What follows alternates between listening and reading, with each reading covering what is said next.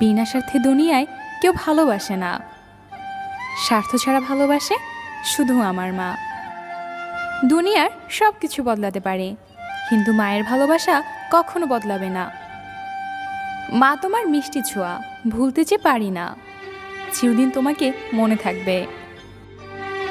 যার মুখের দিকে তাকালে সব কষ্ট ভুলে যাই, তিনি হলেন মা। মা বাবার মনে কষ্ট দিয়ে পৃথিবীর কেউ কোনোদিন সুখী হতে পারে না।